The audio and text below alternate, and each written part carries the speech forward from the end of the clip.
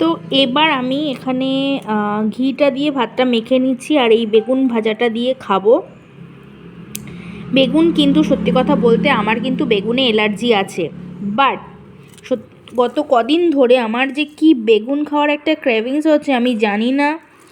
প্রচণ্ড পরিমাণে বেগুন খাচ্ছি, উচিত হয়তো নয়, কিন্তু তাও বন্ধুরা তোমরা কি বলো কমেন্টে অবশ্যই জানিও। কিন্তু তাও খাচ্ছি, কেন জানি না, বেগুন খেতে খালি ইচ্ছা করছে। তো যাই হোক, এখানে একটা বেগুন ঘি দিয়ে মেখে একটুখানি এক টুকরোই খাবো, আর এই লঙ্কাটা দিয়ে মাখবো ভালো করে ডলে ডলে, তারপরে খাবো। এটা দিয়ে খেতে যে কেমন লাগবে, আহা হা হা, সেই একটা কাঁচা লঙ্কার গন্ধ, আর এরমভাবে বেগুন দিয়ে ঘি দিয়ে ভাত মেখে খেতে। তোমাদের কার কার এইটা খেতে ভালো লাগে একটু জানাও তো কমেন্টে আমাকে।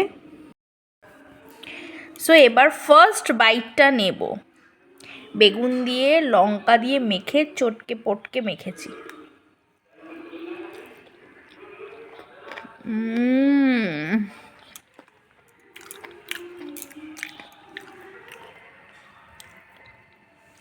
আমার মতো কারা কারা বেগুন না খাওয়া অবস্থাতেও, মানে বারণ মানা আছে অ্যালার্জির জন্য, তারপরেও খাও, কমেন্ট করে তাড়াতাড়ি জানিও তো আমাকে।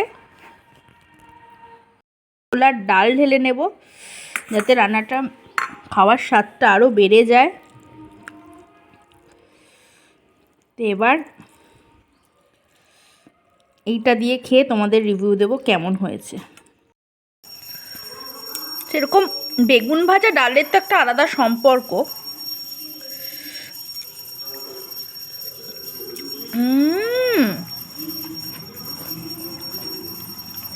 আহা, আমি যদি সেই লেভেলের বেগুন খেতে পারতাম না, পুরো বেগুন খেয়ে তুড়িয়ে দিতাম।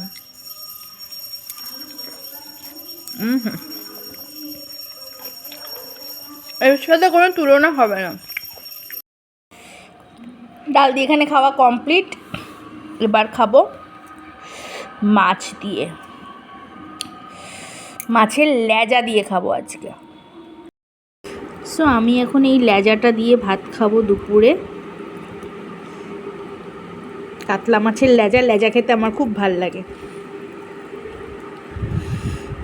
তো চলো খাওয়া যাক।